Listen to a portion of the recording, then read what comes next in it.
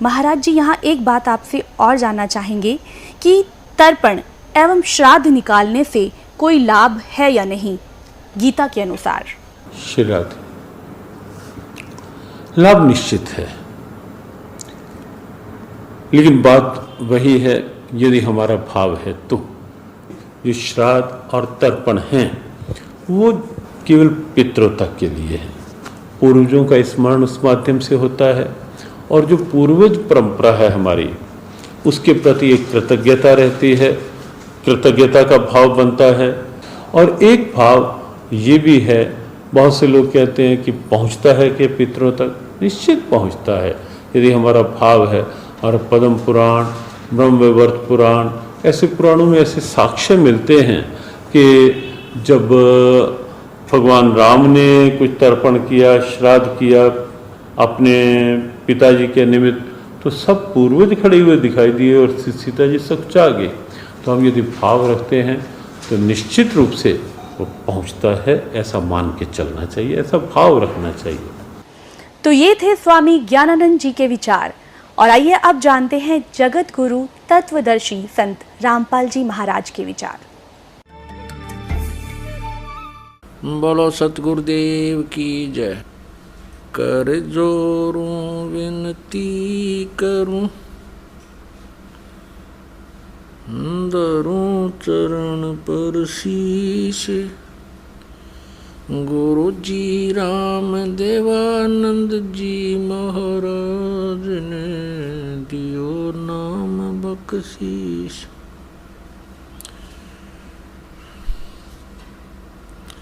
दंडवतम गोविंद गुरु, बंधु अविजन सोए।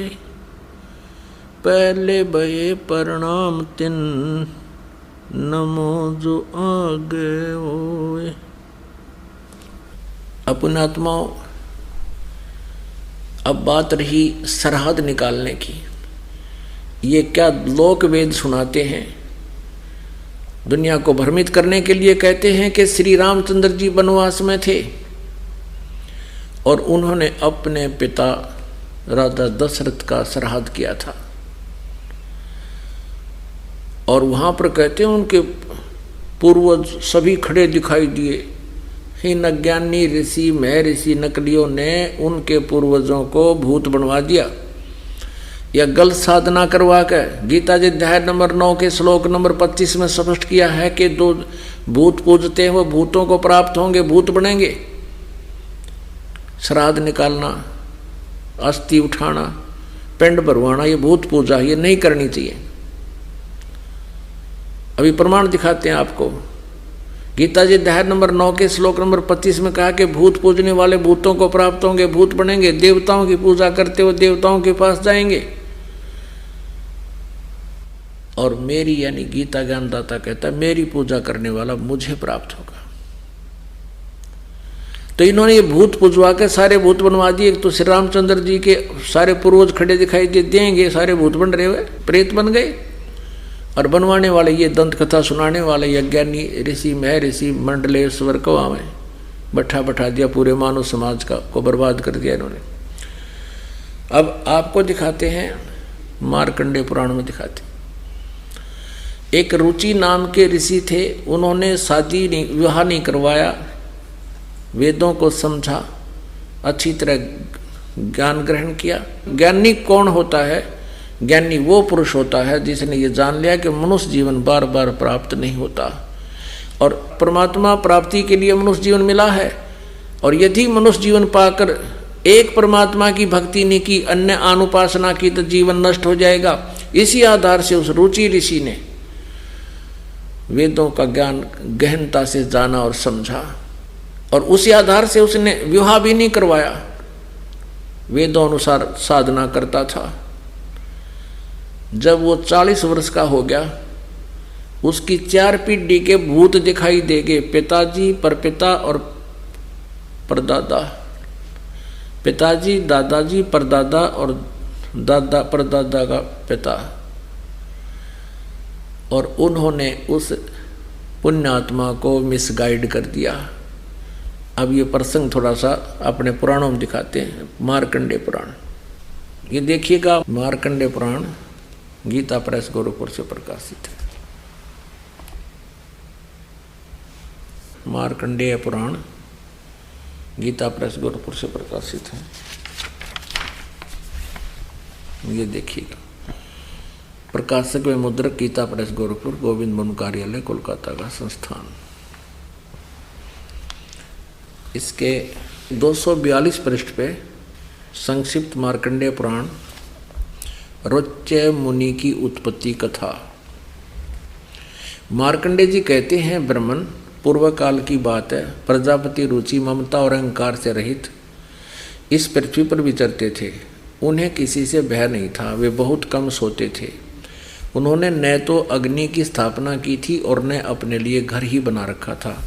वे एक बार भोजन करते और बिना आश्रम के रहते थे, यानी उसने कोई आश्रम नहीं बना रखा था।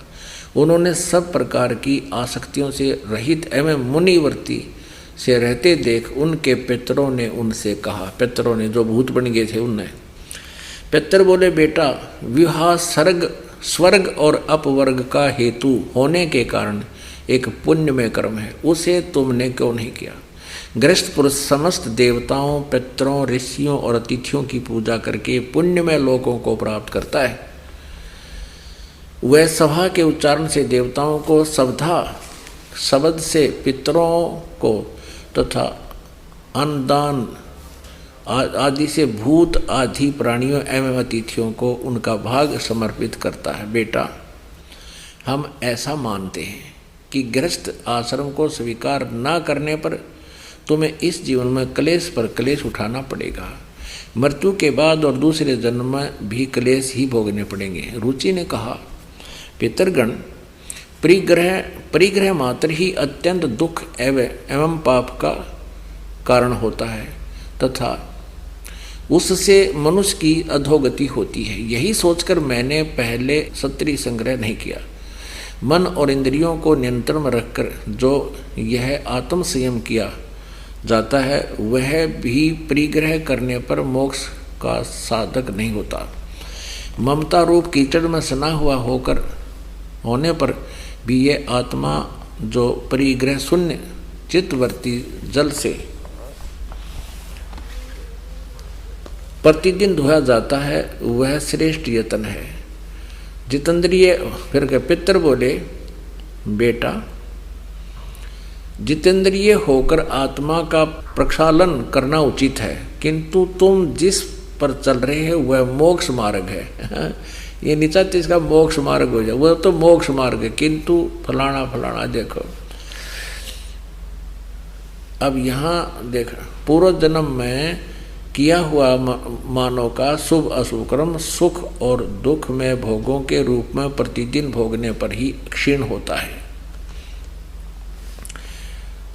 अब रुचि ने पूछा, देख यहाँ एक सारांश आ गया। रुचि ने पूछा, पितामहो, ये चार भूत दिखाई देंगे उसमें, ये देखो ये चारों भूत खड़े हैं आकाश में। अब ये इसने ठीक साधना कर रहा था, अन्यों का ही तो मोक्ष मार्ग है, और आप भूत बन गए जो इसको भूत बनाने की तैयारी कर रहे हैं। अब रुचि ने पूछा, पितामहो, वेद में कर्म मार्ग को यानी श्राद्ध आदि निकालने को अविद्या कहा है, यानी अज्ञानता कहा है, फिर क्यों आप लोग मुझे उस मार्ग में लगाते हैं।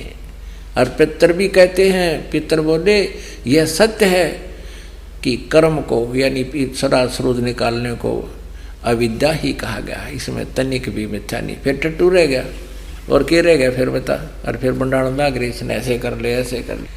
अब परमात्मा कबीर जी कहा करते थे, अपनात्मा जो ये कहते हैं श्राद्ध भी निकालने चाहिए, रामचंद्र जी ने अपने पूर्वजों के निकाले, वो इन्हें पूर्वज उसने जी के सारे भूत बन रहे थे। अब परमेश्वर कबीर जी कहते कि नहीं निकालना चाहिए, वेद कहते हैं ये क्रिया नहीं करनी चाहिए, जो सच साधना करेगा उनके सब पितर भी मुक्त हो जाएंगे, स्वयं भी मुक्त हो जाएगा, उसको भूत कोई नहीं बने। रे भोड़ी सी दुनिया गुरु बिन कैसे सरिया, रे भोड़ी सी दुनिया सतगुरु बिन कैसे सरिया। अपने लला के बाल उतरवावे, देखो कैंची न लग जइया। अपने लला के बाल उतरवावे, देख कहीं कैंची ना लग जइया। एक बकरी का बच्चा लेके उसका गला कटैया रे बोड़ी सी दुनिया, गुरु बेन कैसे सरिया रे भोड़ी सी दुनिया, गुरु बेन कैसे सरिया। जैसे एक बुढ़िया ले जाएगी अपने पुत्र वधू ने और साथ में नवजात पौत्र को, और गुड़गांव में वाली माता पर जाते हैं या अपने किसी देई धाम पर जाते हैं, और वहाँ एक नाई बैठा होता है और ये नकली गुरुओं ने बहका रखे होते हैं कि प्रथम बाल वहाँ माता का चढ़ाओ, अपने देई धाम पर चढ़ाओ। वो बुढ़िया जाती है और कहती है भाई नाई के मेरे पोते के बाल काट दे, और वो जल्दी में होता है क्योंकि उसने बहुत घनों के काटने होते हैं। और वहाँ देई धाम पर यदि बाहर कोई सारे बाल 5 रुपया में काटता हो, वो देई धाम पर 20 रुपये लिया कर, 4 गुने तो कीमत लेगा, और जल्दी होती है सभी को। और वो कहते हैं बस 5-4 बाल थोड़े से काट दे, मतलब चढ़ाने हैं माता को, वो बाकी फिर कटवा लेंगे।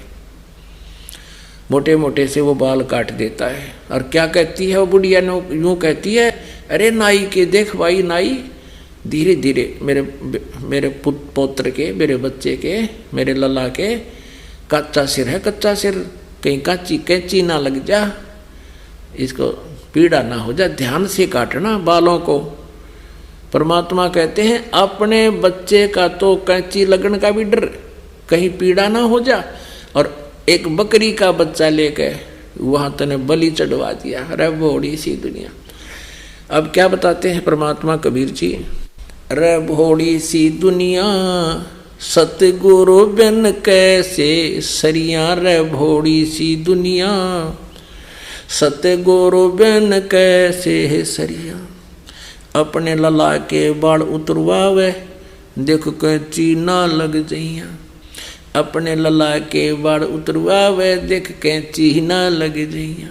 एक बकरी का बच्चा लेके उसका गला कटैया, रे भोड़ी सी दुनिया सतगुरु बिन कैसे सरिया। अब वह बुढ़िया क्या करेगी, उन बालों को लेगी हाथ में और जाकर चढ़ावेगी मंदिर में उन बालों को।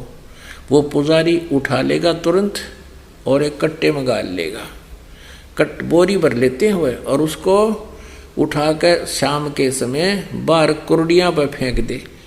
और पुजारी कौन सा उन बाड़ा ने बैंक में जमा कराओगा, उसने बाहर फेंकने शाम ने। तो परमात्मा कहते हैं अपने बच्चों के बाल कितने कटवाओ और कितने फेंको, तुम ये मंत्र जाप करो, यथार्थ मंत्र, मनमाना आचरण मत करो। फिर क्या कहते हैं, कच्चा पक्का भोजन बना के माता धोकने गईया। कच्चा पक्का भोजन बना के माता धोकने गईया।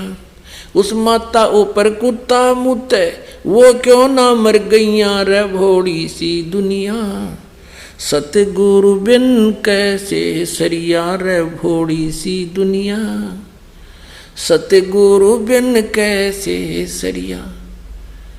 अब ये माता धोकने जाते हैं, वहाँ पर एक 2-2.5 फुट ऊंचा और 1 फुट का उसका अंदर रेजिडेंस स्थान, और उसको माता का यानी इष्ट देव का वो मानते हैं पूजा स्थल। वहाँ जाके कच्चा पक्का भोजन पूड़े चढ़ा दिए जाते। अब बुढ़िया तो नीचे उतरा को नहीं उस स्थान तक, इतने में कुत्ते तैयार खड़े रहते हैं। वो पहले तो पूड़ा न खावें, वो माता तो चढ़ा का ही है, माता के भोजन ने कुत्ते खावें और उसके माता की चोटी मूत खावें। अब परमात्मा कहते उस तेरी माता ऊपर कुत्ता मुँत है, उसने क्यों ना मार देती, वो तुम्हारी इष्ट धाम, तुम्हारा देई धाम। अगर उसकी पूजा करने से तुम्हें कोई सुरक्षा वो दे सकता है तो कुत्ते ने क्यों ना खत्म कर देता, उसके ऊपर मूत्र उसके माल न खा गया। फिर क्या बताते हैं, जीवित बाप के लट्ठम लट्ठा ये मुँहे गंग पुचैया। भाई जीवित बाप गे लट्ठम लट्ठा ये मुवे गंग पुचैया। जब आवे आसोच का महीना वो कौवा बाप बनैया रे भोड़ी सी दुनिया। सतगुरु बिन कैसे सरिया रे भोड़ी सी दुनिया। सतगुरु बिन कैसे सरिया। अपना आत्मा कहते हैं पिताजी जब जीवित है उस समय तो उसको उसकी सेवा करते नहीं। अब मृत्यु के उपरांत उसके स्वाहा कर दिया, अंतिम संस्कार कर दिया, फिर उसकी अस्थियां उठा कर और गंगा में जल प्रवाह करा गाएंगे। अब परमात्मा कहते हैं अहे जीवित बाप गेल तो लट्ठम लट्ठा और मरे पाचन्यों के पिताजी की गति करा कावांगे गंगा में। अब देखो ये गति कहाँ से कराने लगे थे, कहते हैं अस्थियां उठाओ तेरे पिताजी की गति करा का गंगा में डाल दिए। चलो फिर कहते हैं तुम्हारा पिताजी की 13वीं करो गति कराने के लिए। और पहले तो खाड़ा था आए महीना बनाओ, फिर बरसौदी यानी 1 साल के बाद फिर क्या बनाओ गति कराने के लिए अनुष्ठान करवाते थे। और फिर क्या कहते तुम्हारा पिताजी पितर बन गया, अब उसके श्राद्ध निकालो, भूत बन गया श्राद्ध निकालो। और आसोज के महीने में जिस भी तिथि को मरा है उस तिथि को अवश्य इन नकलियों को बुलाओ और उसका पेट भरो।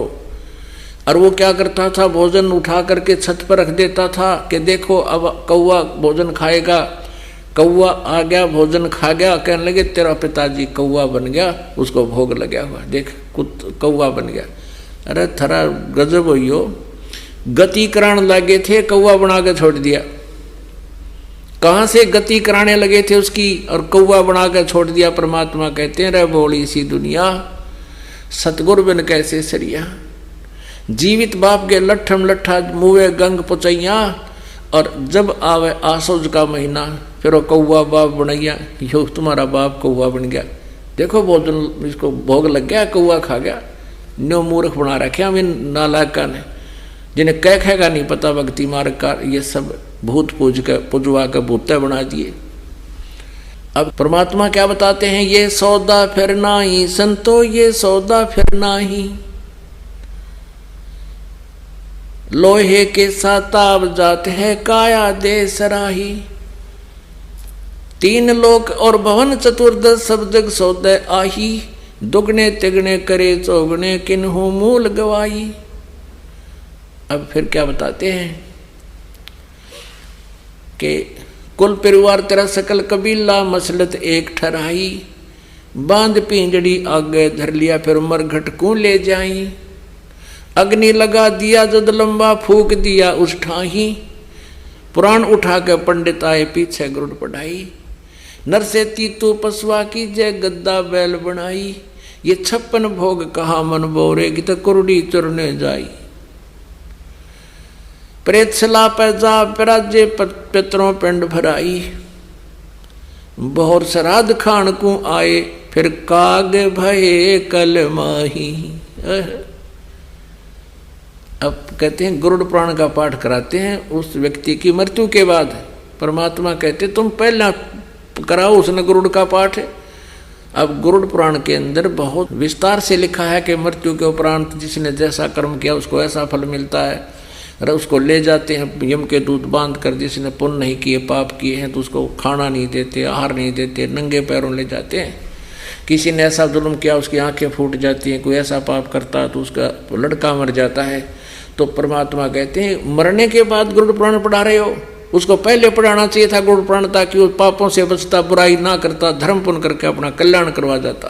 पुराण बांध फिर पंडित आए पीछे गरुड़ पढ़ाई।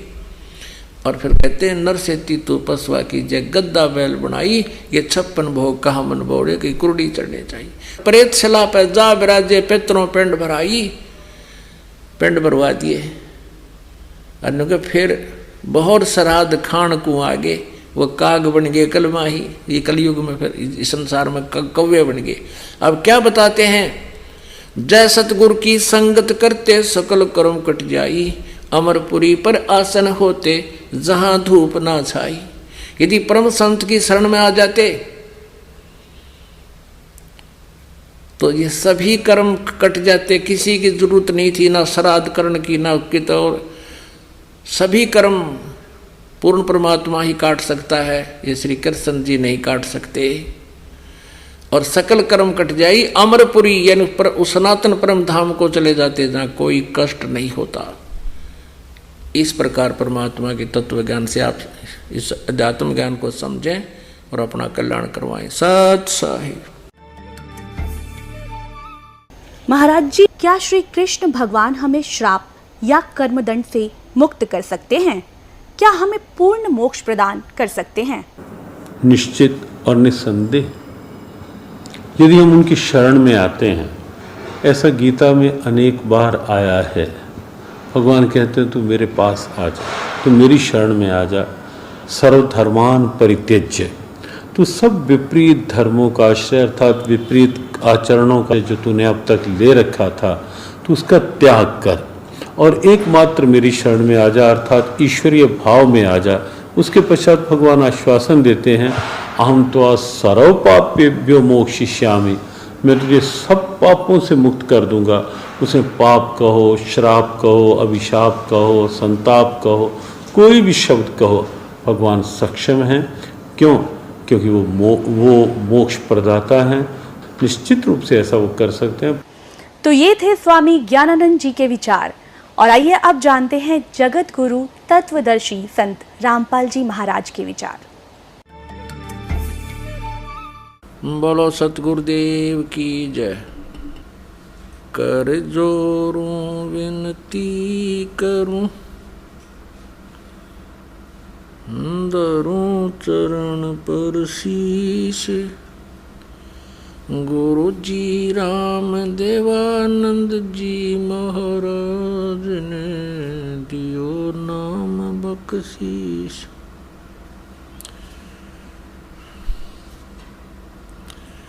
दंडवतम गोविंद गुरु, बंधु अविजन सोए, पहले भये प्रणाम तिन, नमो जो आगे होए। किसी ने प्रश्न किया श्री कृष्ण भगत से, क्या श्री कृष्ण भगवान हमें श्राप और पाप कर्म दंड से मुक्त कर सकते हैं? तो उन्होंने क्या उत्तर दिया कि हाँ, श्री कृष्ण हम सब पापों से मुक्त कर सकते हैं। और प्रमाण के लिए क्या बोला? श्रीमद् भगवत गीता जी अध्याय नंबर 18 का श्लोक नंबर 66। सर्वधर्मान परित्यज माम एकम शरणम व्रज, अहम तवा सर्व पापेभ्यः मोक्षामि मा शुच। ये उत्तर दिया इन अज्ञानियों ने।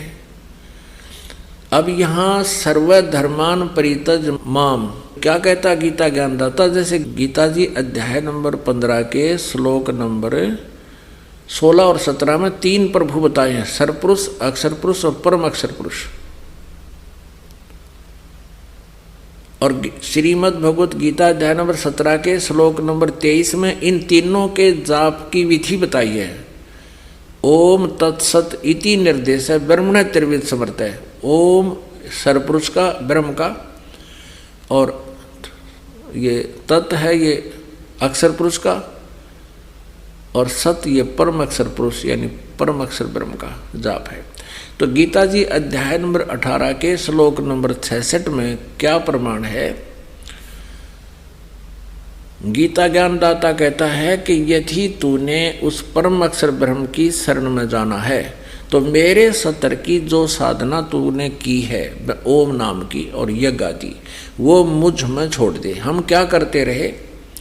हम ओम नाम का जाप जपते। पहले ऋषि में ऋषि यानी सतयुग त्रेता द्वापर में केवल एक ही मंत्र था, और हम क्या करते रहे? उसकी मंत्र की कमाई से ब्रह्मलोक में चले जाते और वहाँ अपने पुण्यों को अक्षीण करके फिर वापस आ जाते।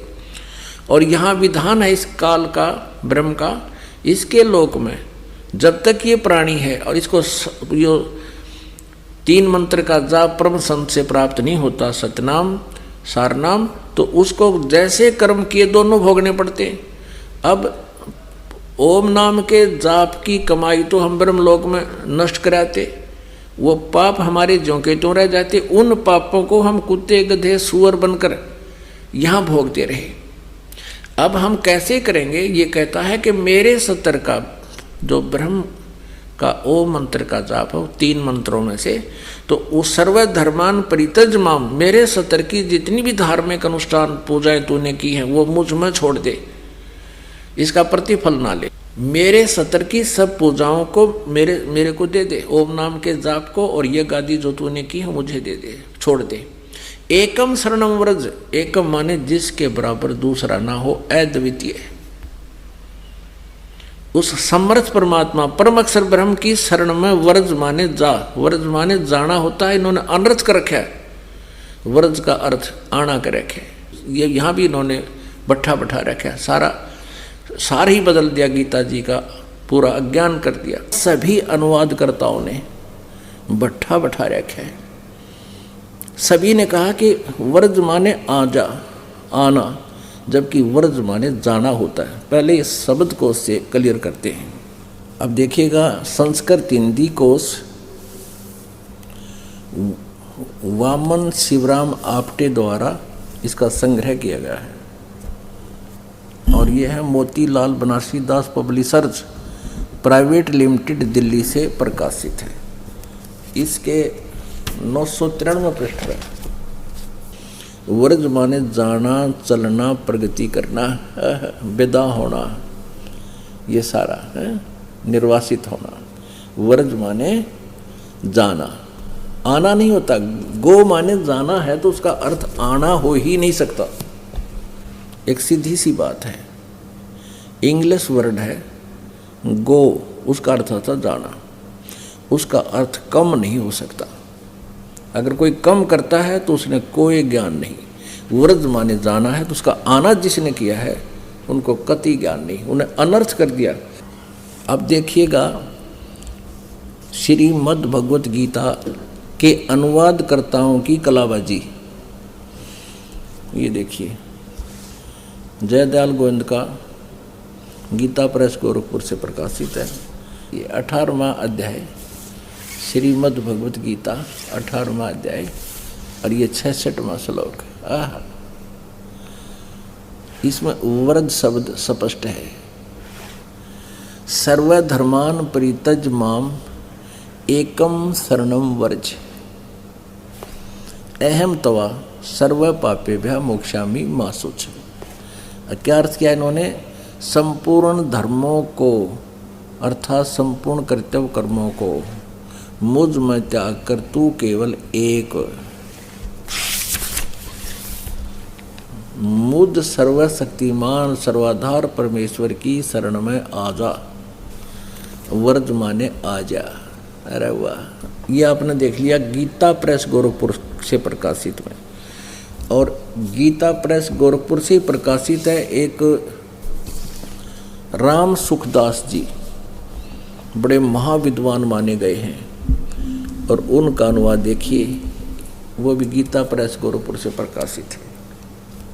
ये देखिएगा,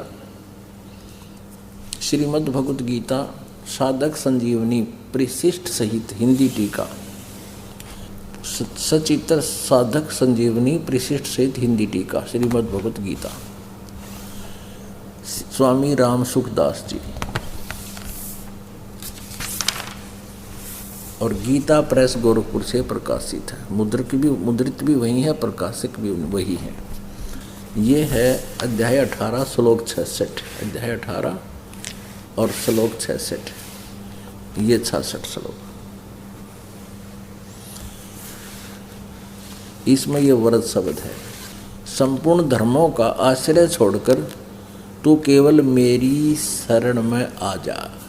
और देखिए, इसने इस 1200 पृष्ठ से लेकर पृष्ठ 1200 से लेकर और 1217 तक ये 18 66 श्लोक, और छोटी छोटी लिखाई है, कति लोग देखिए दूर तक, बिल्कुल बहुत बारीक लिखा है। और इतने बड़े बड़े पृष्ठ होकर रखे, एंड बैंड है, क्यों नहीं पता था ही नहीं कहेगा।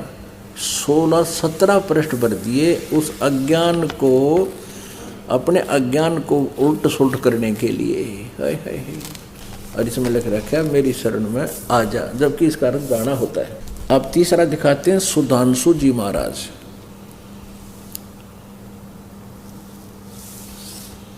आचार्य सुधांशु जी महाराज, विश्व जागृति प्रकाशन, ओंकारेश्वर महादेव मंदिर, जी ब्लॉक, मानसरोवर गार्डन, नई दिल्ली से।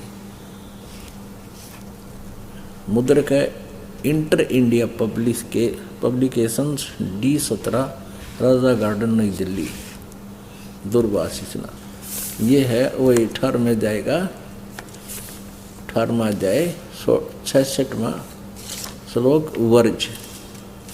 सर्वधर्मान् परित्यज्य माम एकम शरणं व्रज, अहम त्वा सर्व पापेभ्यो मोक्षयामि मा शुच। संपूर्ण धर्मों का आश्रय छोड़कर, ये स्वामी सुधांशु जी का अनुवाद है, तो केवल मेरी शरण में आ जा। बस इतना बतेरा, इनकी हिंदीकरण में इतना ही काफ़ी है। तो आसाराम जी के आश्रम से इसका अनुवाद हुआ है, तो आसाराम जी को यो मान्य है। श्री संत आसाराम जी आश्रम, अहमदाबाद। श्री योग वेदांत सेवा समिति, संत श्री आसाराम जी आश्रम, संत श्री आसाराम जी बापू आश्रम मार्ग, इतना इतना। अध्याय नंबर 18 का और श्लोक नंबर 66 है, वर्ज। सर्वधर्मान् परित्यज्य माम एकम शरणं व्रज, अहम त्वा सर्व पापेभ्यो मोक्षयामि मा शुच। संपूर्ण धर्मों को अर्थात संपूर्ण कर्तव्य कर्मों को मुझ में त्याग कर तू केवल मुझ सर्वशक्तिमान सर्वाधार परमेश्वर की शरण में आ जा। अब आपको दिखाते हैं श्रीमद् भगवत गीता।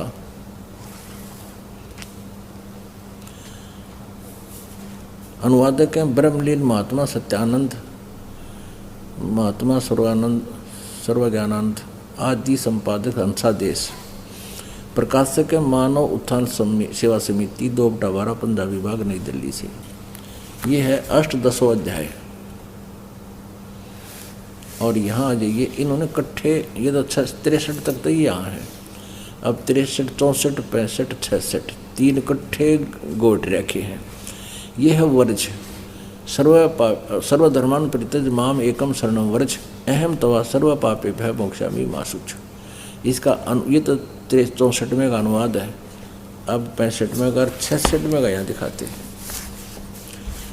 सर्व धर्मों के कर्मों को छोड़कर केवल मेरी शरण में आ। ये है doctor Sarvepalli Radhakrishnan, Madbhagavat Gita. Doctor Sarvepalli Radhakrishnan, Hindi pocket books, laser मुद्रक हैं। डाट security press private limited, Delhi. ये 18वें अध्याय का 66वां श्लोक। सर्वधर्मान् परित्यज्य माम एकम शरणं व्रज, अहम त्वा सर्व पापेभ्यो मोक्षयामि मा शुच। सब कर्तव्यों को छोड़कर तू मेरी शरण में आ जा। अब आपको दिखाते हैं एस्कॉन वालों की। इन्होंने तो कमाल कर रखा है। ऊपर मीनिंग अर्थों में तो ठीक लिख रखा है, व्रज माने जाना, और अनुवाद में फिर वही घुमाना। ये देखो,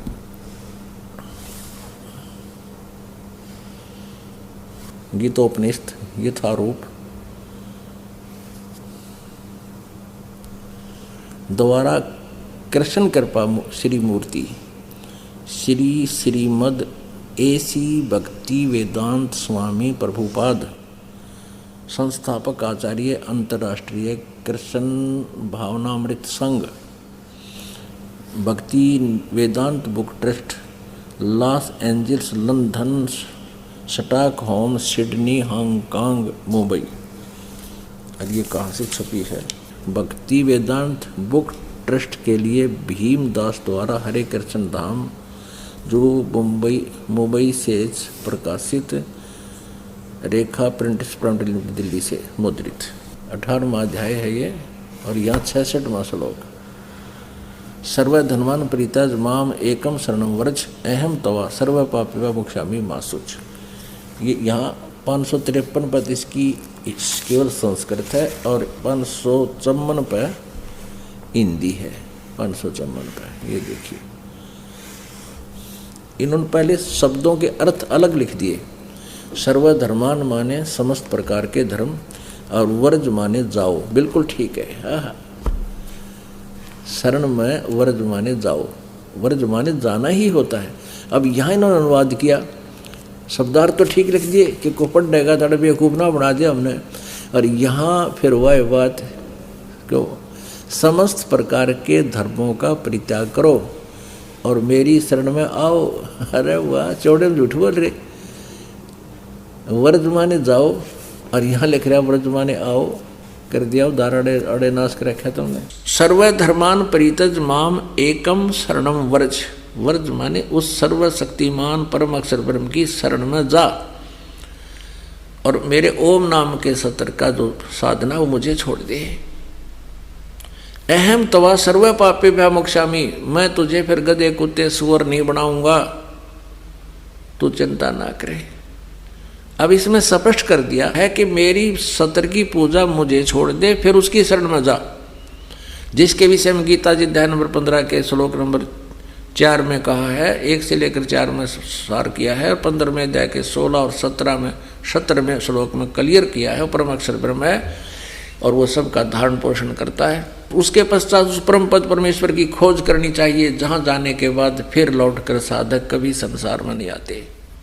और जिस परमेश्वर ने सारे संसार रूपी वृक्ष की रचना की है, जिसके संसार रूपी वृक्ष की प्रवृत्ति विस्तार को प्राप्त हुई, यानी जिस परमेश्वर ने इन सर्व ब्रह्मांडों की रचना की है, वहाँ जाने के बाद फिर कभी जन्म मृत्यु नहीं होती, पूर्ण मोक्ष होता है, परम शांति प्राप्त होती है। 18वें अध्याय के 62वें श्लोक में भी यही आशय है, यही प्रमाण है कि अर्जुन तो सर्वभाव से उस परमेश्वर की शरण में जा, उसकी कृपा से ही तो परम शांति और सनातन परम धाम यानी सतलोक को प्राप्त होगा। जा जाने के बाद फिर जन्म मृत्यु कभी नहीं होगी।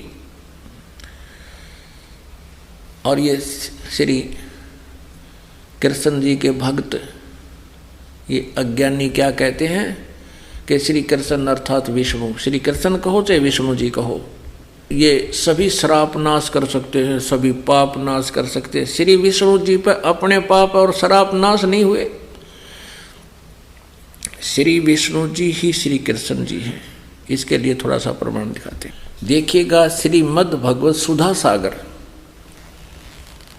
गीता प्रेस गोरखपुर से प्रकाशित है।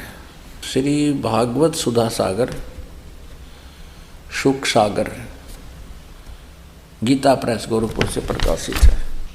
प्रकाशक में मुद्रक हैं गीता प्रेस गोरखपुर, गोविंद भवन कार्यालय कोलकाता का संस्थान। इसके 10वें स्कंद और 549 पृष्ठ पे अध्याय 3 का 10वें स्कंद का, जिस समय भगवान के आविर्भाव का अवसर आया, स्वर्ग में देवताओं की दुनुबियां अपने आप बज उठी। उसी समय सबके हृदय में विराजमान भगवान विष्णु देव रूपिणी देवकी के गर्भ से प्रकट हुए जन्म लिया। जैसे सर्व पूर्व दिशाओं में 16 कलाओं से पूर्ण चंद्रमा का उदय हो गया हो। इससे सिद्ध हो गया कि श्री कृष्ण इज विष्णु, विष्णु इज श्री कृष्ण। देव की गर्भ से श्री विष्णु ने जन्म लिया। अब जैसे ये श्री कृष्ण भगत कह रहे हैं कि भगवान श्री कृष्ण सब श्राप मुक्त कर देता है, सब पापों का नाश कर देता है, और श्लोक सुनाते हैं प्रमाण के लिए। 18वें अध्याय का 66वां श्लोक है। वर्ज माने जाना होता है, आना नहीं होता। अपने आत्माओं, एक ने नहीं सभी ने, किसी की भी आप अनुवादित पुस्तक उठाकर देख लेना, जिन्होंने श्रीमद् भगवद गीता जी का अनुवाद किया हुआ है, सभी ने वर्ज माने जाना, वर्ज माने जाना होता है लेकिन आना किया हुआ है। अब जैसे श्री विष्णु जी ने नारद जी को बंदर का मुंह लगा दिया था, क्योंकि नारद जी विवाह कराना चाहते थे और उन्होंने भगवान विष्णु से प्रार्थना की थी कि मुझे आप हरि रूप दे दें। विष्णु जी ने उसको बंदर का रूप लगा दिया नारद जी को, और नारद जी जब पहुंचे स्वयंवर में तो उस लड़की ने उसकी शक्ल देख करके मुंह फेर लिया। किसी व्यक्ति ने उसको दर्पण दिखा दिया कि अपना चेहरा देखो। दर्पण में क्या देखा उसने कि उसका बंदर का मुंह लगा है नारद जी के। तो नारद जी ने विष्णु जी को श्राप दे दिया कि जिस प्रकार आज मैं औरत के वियोग में दुखी हूँ, ऐसे तो पूरा जीवन अपनी पत्नी के वियोग में बितावेगा। श्री विष्णु जी ने राजा दशरथ के घर अयोध्या में जन्म लिया, कौशल्या के गर्भ तय। युवा हुए, विवाह हो गया सीता जी से, फिर वनवास हुआ, वनवास से सीता जी का अपहरण हुआ और फिर काफ़ी युद्ध करके सीता जी को वापस लाए और आते ही कुछ दिनों के बाद सीता जी को घर से निकाल दिया श्री राम ने। अब नारद जी के श्रापवश विवश होकर के उसने ये सब दुख भोगना पड़ा। उस अपने भी श्राप को विष्णु जी अर्थात श्री कृष्ण जी नाश नहीं कर सके। और ये बात बनाओ कहते सबके श्राप और पाप कर्म दंड नाश कर सकते। श्री रामचंद्र रूप में और श्री विष्णु जी ने सुग्रीव के भाई बाली को मारा था, वध किया था धोखे से वृक्ष की ओट लेकर। उसका भी कर्म दंड भोगना पड़ा विष्णु जी अर्थात श्री कृष्ण जी ने। दुर्वासा ने श्राप दिया था कि यादव कुल का नाश होगा। श्री कृष्ण के सभी पुत्र पौत्र प्रपौत्र और 56 करोड़ यादव दुर्वासा जी के श्राप से नष्ट हो गए। और श्री कृष्ण जी के पैर में एक विषाक्त तीर मार के श्री कृष्ण जी का वध किया। किसने? उस बाली वाली आत्मा जो शिकारी बना हुआ था, श्री कृष्ण जी के समकालीन था और उस शिकारी ने विषाक्त एक तीर बनवा रखा था। वो श्री कृष्ण जी के पैर में मारा धोखे से। श्री कृष्ण जी लेटे हुए थे वृक्ष के नीचे, घुटने पर पैर रख के, उनके पैर में पद्म था। शिकारी ने सोचा कि ये वृक्षों की झुरमुट के अंदर से किसी मृग की, हिरण की कोई आंख दिखाई दे रही है। उसने सोचा ये कहीं आहट पाकर भाग ना जाए। आंख समझकर मृग की भगवान श्री कृष्ण के तलवे में तीर मार दिया विषाक्त, जिससे श्री कृष्ण जी का वध हुआ। अपने आत्माओं, इस तत्व ज्ञान की रोशनी से आपको पता चलेगा ये कौन कितने पानी में है। ये भ्रमित कर रहे हैं आप जी को और पूरे मानव समाज को बर्बाद कर रहे हैं। ये सत्य भक्ति ना बता पा रहे हैं, अपना भी जीवन नष्ट कर रहे हैं और आप जी को भी बर्बाद कर रहे हैं। इसलिए इनसे पीछा छुटवाओ, इस यथार्थ ज्ञान को समझो, इस दास के पास आओ, अपना कल्याण करवाओ। कबीर परमेश्वर को तो कहते ही तो अनपढ़ था, किसी ने पढ़ाया को नहीं है, पंडिता दोहरा घूमिया, ये पंडिता ने काट रहा की टाट, ये कर दिया गहरे, नाश कर रखा, नृत कर दिए। और परमेश्वर ने 600 साल पहले ये बता रखी सारी कहानी, कति यथार्थ रूप दे रखा मालिक ने कबीर वाणी में, सच्चिदानंद घन ब्रह्म की वाणी में ये यथार्थ ज्ञान दे रखा है।